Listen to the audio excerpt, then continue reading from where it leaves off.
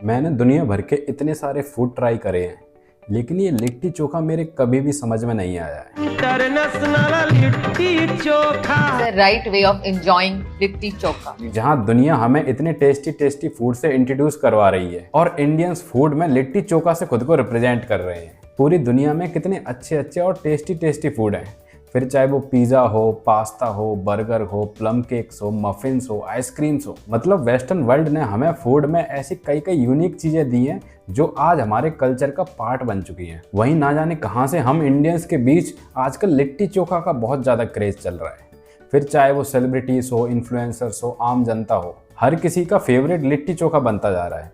देखो, भले ही आप सभी का ये फेवरेट हो, लेकिन मुझे तो ये बहुत ज़्यादा ओवररेटेड लगता है। मतलब मैंने अलग अलग जगह का लिट्टी चोखा ट्राई किया है, लेकिन मुझे इसका टेस्ट आज तक नहीं समझ आया। मतलब क्या है, एक सिंपल सी रेसिपी है, कुछ भी ऐसा यूनिक नहीं है।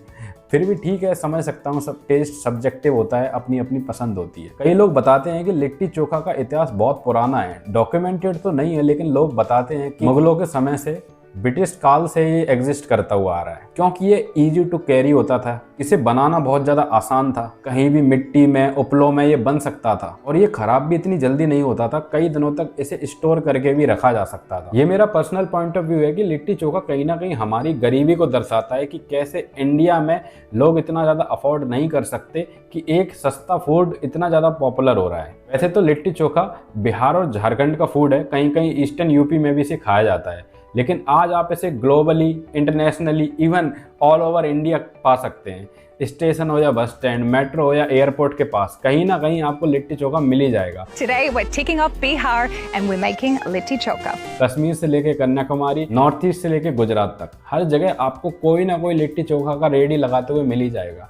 और ये सभी रेडी कौन लगा रहे हैं? ये सभी रेडी लगा रहे हैं बिहारी और झारखंड से आए हुए लोग। तो जब भी कहीं भी माइग्रेशन होता है, लोग एक जगह से दूसरी जगह जाते हैं जॉब अपॉर्चुनिटीज़ के लिए या किसी भी और चीज़ के लिए, तो उनके साथ साथ उनका कल्चर भी माइग्रेट होता है, उनका फूड भी माइग्रेट होता है। और इसी तरह से जब बिहारी जॉब्स के लिए अलग अलग जगह गए, दिल्ली, बेंगलोर, पुणे, मुंबई, तो वह अपने साथ अपना कल्चर और अपना खाना भी लेके गए। और इनके खाने में से सबसे ज़्यादा पॉपुलर हो गया लिट्टी चोखा, क्योंकि इसे बनाना बहुत आसान है। आटे के बीच सत्तू भर देना और उसे उपलों के बीच में गर्म कर देना, आजकल कोयले भी यूज कर रहे हैं लोग, और किसी भी वेजिटेबल के साथ इसे खा लेना।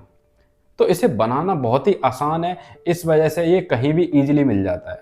और ऊपर से आजकल आपको हर फूड में मिलावट देखने को मिलेगी, फिर चाहे वो पनीर हो, चाइनीज हो, मुगली हो, कुछ भी हो, कोई भी खाना हो, हर चीज़ में आपको मिलावट देखने को मिलेगी।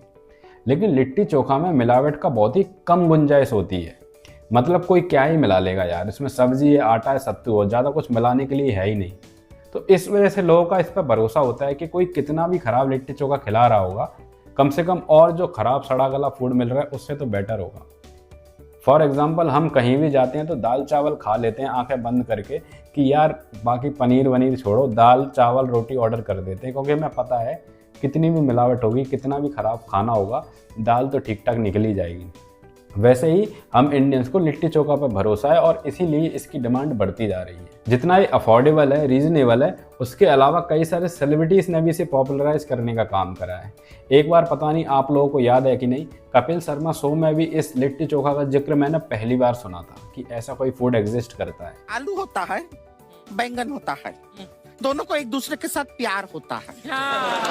लेकिन हमारा लिट्टी चोखा जिंदाबाद था, जिंदाबाद है और जिंदाबाद रहेगा। उसके बाद मैंने लिट्टी चोखा का जिक्र कौन बनेगा करोड़पति, इंडियन आइडल जैसे शोज में सुना था।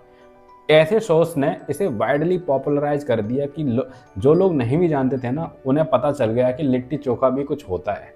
लिट्टी चोखा हम तो आपको आमंत्रित करेंगे सर, कभी पटना और लिट्टी चोखा हम आपको खिलाएं सर। और 50% प्रमोशन तो इसका स्वयं मनोज तिवारी जी ने करा है, और रहा बचा 50% प्रमोशन मनोज वाजपेयी जी ने कर दिया है।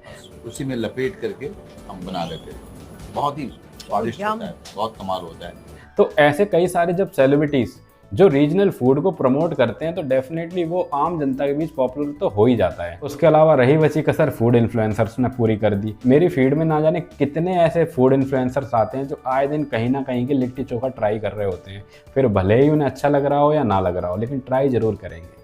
एक टाइम हुआ करता था जब रेस्टोरेंट के मेन्यूज में लिट्टी चोखा का ढूंढना बहुत ही मुश्किल होता था, कोई भी जानता भी नहीं था।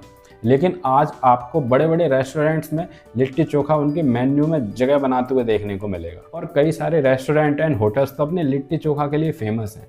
कई सारे ऐसे रेस्टोरेंट्स हैं जो राजस्थानी खाना वगैरह देते हैं, बनारस में, बिहार में, वहाँ पर लोग दूर दूर से लिट्टी चोखा खाने आते हैं। मैं भी गया था एक बार, जब बनारस गया था तो वहाँ पे एक था कोई रेस्टोरेंट, वहाँ मैं प्रॉपर लिट्टी चोखा खाने गया था। तो भले ही मुझे लिट्टी चोखा अच्छा नहीं लगता, लेकिन डेफिनेटली लिट्टी चोखा फेमस है और मुझे लगता है और भी फेमस होता जाएगा।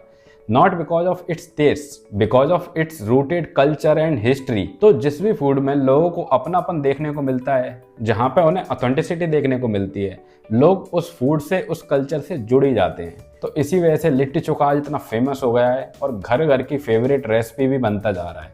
बाकी आप लोग बताइए कि आपको लिट्टी चोखा कैसा लगता है? क्या आपको भी यह एक ओवररेटेड फूड लगता है?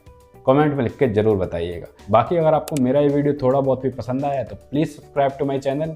मिलते हैं नेक्स्ट वीडियो में।